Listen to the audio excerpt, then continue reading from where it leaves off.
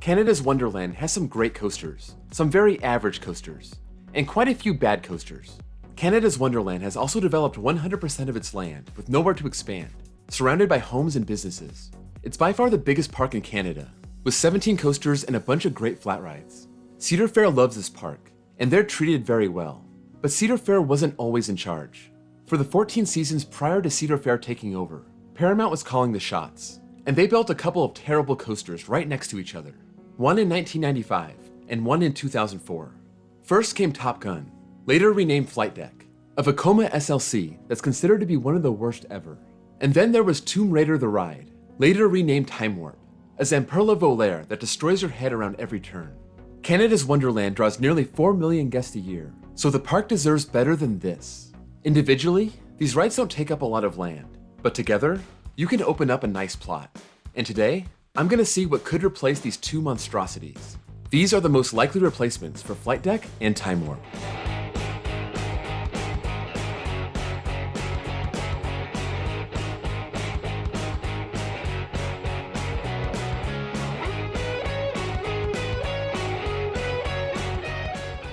First things first, let's check out the dimensions of the plot.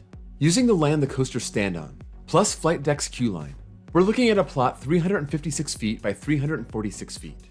Nearly a perfect square, albeit a small one. This plot isn't exactly boxed in either. There are some flat rides to the west, but just has a parking lot to the east, a warehouse to the south, and the Sky Coaster to the north, which they could move if they want to.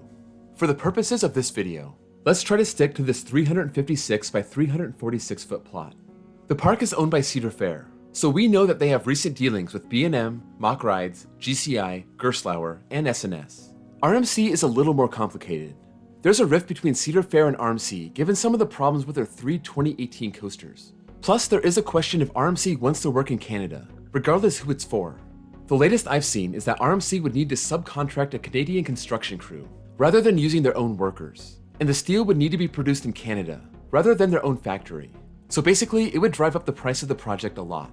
The details are still a little fuzzy, but I think the bottom line is that a Canadian RMC for Cedar Fair has a lot of factors going against it.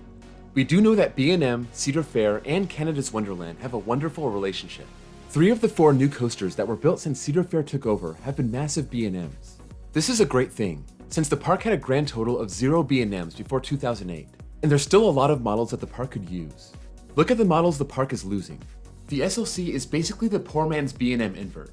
Even though they've fallen out of style, Cedar Fair bought one of these as recently as 2014 for Kings Island.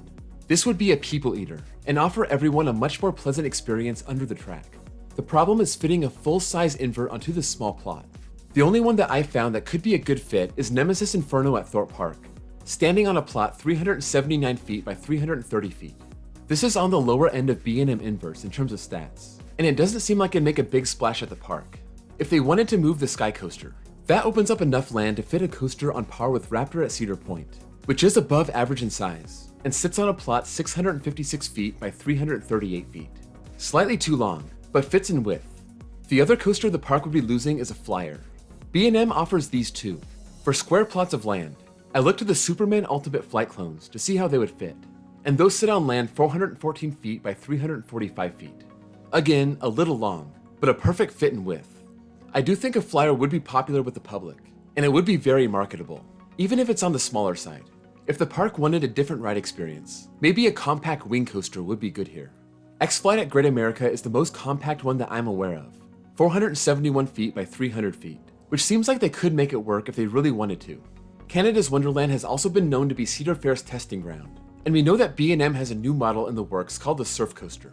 We think this is some kind of multi-launch coaster, which would be a perfect fit for the park, since the only launch coaster they have is Backlot Stunt Coaster, geared towards families. The Surf Coaster, assuming it is what we think it is, checks all the boxes for Canada's Wonderland. I believe Canada's Wonderland is considered the testing ground for Cedar Fair because of its collection of original flat rides. It was also the first Cedar Fair park to get a B&M Hyper. It got the first B&M Giga. Then they got the interactive dark ride coaster. Yukon Striker may have been the tallest dive coaster, but it wasn't anything new for the chain. If they were looking for a prototype, maybe an access coaster could be up their alley. These are launch coasters, which the park needs, and could easily fit on a small square plot of land with an intertwined layout. Since the park could use an extreme launch coaster, Let's look at how well a mock multi-launch fits. They just got one for Carowinds, which was kind of in the same camp as Canada's Wonderland in terms of their lineup. Copperhead Strike sits on a plot of land that's 599 feet by 231 feet. Definitely too stretched out for this land, unless they encroach on some of the land around it. How about the original mock launch coaster, Bluefire at Europa Park? This is a little more compact, 473 feet by 225 feet. I think a custom mock launch coaster could work well here. You don't need to worry about height, since you can just boost the train with an initial launch, as well as a mid-course launch. And you can give it a top hat like the new Hurricane roller coaster in China, or keep it low to the ground, like Copperhead Strike. I was curious to see what a Pantheon-style Intamin launch coaster would look like here, so I took an existing similar coaster to see the dimensions. Soaring with Dragon in China. It sits on a massive plot, 604 feet by 768 feet.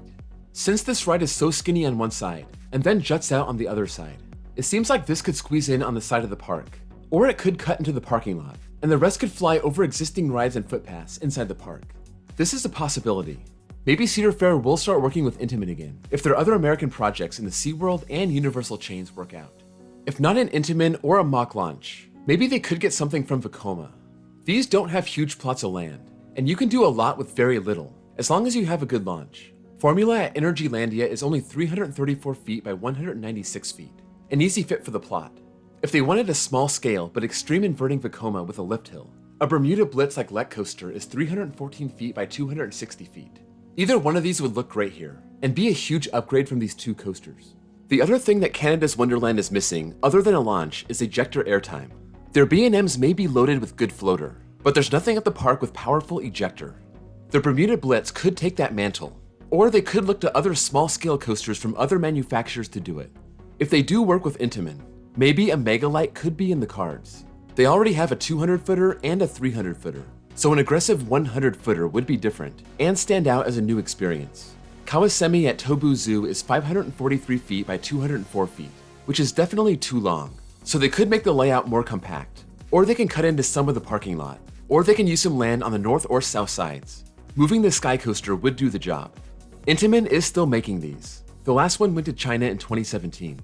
If they don't want to work with Intamin and get something a little less expensive, the Chan's Hyper GTX is basically the same thing. Same height and length and similar layout, compact turns and ejector hills. At some point, we coaster fans will have to get over the Hyper GTX, but it's still only been 7 years, so there's still hope that we can see another one at some point. Lightning Run is the only one in existence, and it sits on a plot 489 feet by 270 feet. A little wider than Kawasemi, but not as long, still exceeding the flight deck and time warp plot, but adjustments can be made. With 17 coasters, Canada's Wonderland already has a lot. It's not as stacked as Cedar Point, whose lineup is a lot more modern and there are fewer gaps. With Yukon Striker, we probably won't see any kind of Gerstlauer Infinity or Eurofighter. With 2 major wooden coasters, we probably wouldn't see a new one, although that's exactly what Cedar Fair did for Kings Island when they added Mystic Timbers. I just don't think they'd put a wooden coaster here. They're more likely to destroy Wild Beast and replace it with a modern GCI, kind of like how Magic Mountain tore down Cyclone in favor of Apocalypse. A ground-up RMC iBox would give them a new coaster, and this would be world-class and an ejector machine. But I imagine if they're getting RMC to work for them, the Iron Horse conversion of Wild Beast would be way more likely. I also don't think they would do anything geared toward families or kids here, since Flight Deck and Time Warp are considered extreme coasters, and they have several tame coasters. Taxi Jam for little kids, Silver Streak and Ghoster Coaster for bigger kids, Backlot Stunt Coaster, Fly, Thunder Run, and Wonder Mountain's Guardian are also coasters that are geared for all ages. Where King's Dominion could use a modern family coaster to replace Anaconda, Canada's Wonderland needs to take it up a notch. So that leads me to the top 3 contenders to replace Flight Deck and Time Warp. In third place is the B&M Surf Coaster. Even though it seems perfect for this park, it's a B&M, it's a prototype, and it's a launch coaster.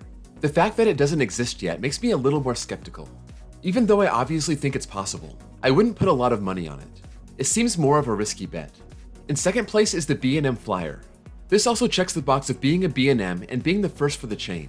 Of the 5 US B&M Flyers, 4 belong to Six Flags and 1 belongs to SeaWorld. It's kinda surprising that Cedar Fair never went down that road. It's the same kind of coaster as Time Warp, but it's kind of like comparing Mike Trout to the guy down in Single A that's one strikeout away from being released from the organization. They're both ball players, and that's as far as the comparison goes. The park could play the new flying coaster as some kind of new iteration of Time Warp. The most likely replacement for Flight Deck and Time Warp, in my opinion, is the Mach Multi-Launch. This seems like the safest bet, since the park needs a launch coaster like this, and Carowinds seems to be on a similar path as Canada's Wonderland. Maybe Carowinds will get a dive coaster next, and Canada's Wonderland will get the Mach Multi-Launch. Cedar Fair would be willing to spend the money on their most attended seasonal park.